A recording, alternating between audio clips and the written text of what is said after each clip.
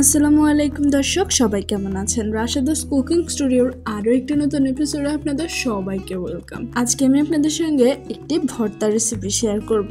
এই ভর্তাটা আপনারা পাটাপুতা কিংবা ব্লেন্ডার ছাড়া হাতেই বানিয়ে নিতে পারবেন, এতটাই সহজে বানানো যায়। আর গরম ভাতের সঙ্গে খেতে কি যে মজা লাগে তার কথা আর কি বলবো, না বানালে কখনো বুঝতেই পারবেন না। তাহলে চলুন আর কথা না বাড়িয়ে রেসিপিটা দেখে নেওয়া যাক।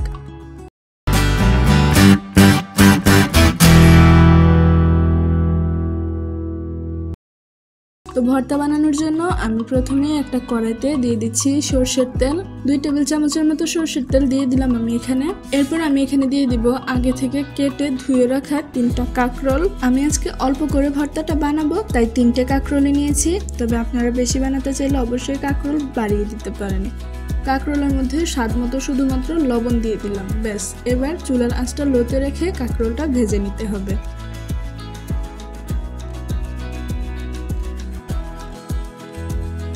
তো এই তো দেখতেই পাচ্ছেন কাঁকরোলটা ভাজা হয়ে গেছে। এবার আমি কাঁকরোলগুলোকে তুলে নিব। একই কড়াইতে দিয়ে দিচ্ছি আমি 4-5 কোয়া রসুনগুলোকে আমি মাঝখান থেকে কেটে নিয়েছি। আর দিয়ে দিচ্ছি মাঝারি সাইজের একটা পেঁয়াজ কুচি। সামান্য পরিমাণ সরষের তেল আমি আবারও দিয়ে দিচ্ছি পেঁয়াজ রসুনগুলো ভেজে নেওয়ার জন্য। চুলার আঁচটা লোতে রেখে পেঁয়াজ রসুনগুলো ভেজে নিলাম। পেঁয়াজগুলো ভাজা হয়ে গেলে আমি পেঁয়াজগুলোকে আগে উঠিয়ে নিব। আর এখানে দিয়ে দিব 3-4টা শুকনা মরিচ। শুকনা মরিচটা অবশ্যই কতটুকু ঝাল খেতে পারেন সেই অনুযায়ী দিয়ে দিবেন। তো রসুন আর শুকনো মরিচও ভাজা হয়ে গেল, আমি উঠিয়ে নিলাম। এবার একটা পাত্রে আমি শুকনো মরিচগুলো লবণ দিয়ে ভালো মতো মেখে নিব।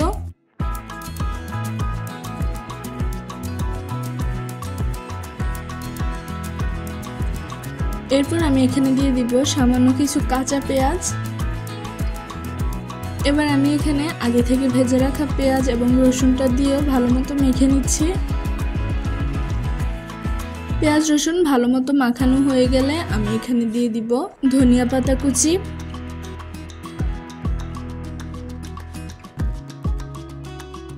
এরপর আমি এখানে দিয়ে দিচ্ছি আগে থেকে ভেজে রাখা কাঁকরোলগুলো।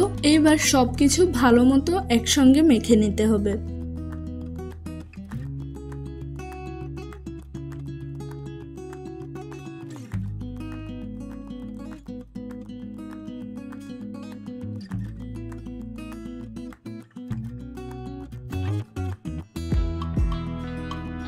ভালো মতো সবকিছু মাখানো হয়ে গেলে সবার শেষে সামান্য সরষের তেল দিয়ে আলতো হাতে আরো একবার মাখিয়ে নিলে কিন্তু অসাধারণ স্বাদের এই কাঁকরোল ভর্তাটা একদম রেডি। বাসায় অবশ্যই একবার এই ভর্তাটা ট্রাই করে দেখবেন, আশা করছি আপনাদের অনেক ভালো লাগবে। আর ভালো লাগলে কিন্তু আমাদের ইউটিউব চ্যানেলটি সাবস্ক্রাইব করতে ভুলবেন না, আর আমাকে কমেন্ট করে জানাতেও ভুলবেন না রেসিপিটি কেমন লাগলো। আজকের মতো ভিডিওটি এখানেই শেষ করছি। সবাই ভালো থাকুন, সুস্থ থাকুন, আল্লাহ হাফেজ।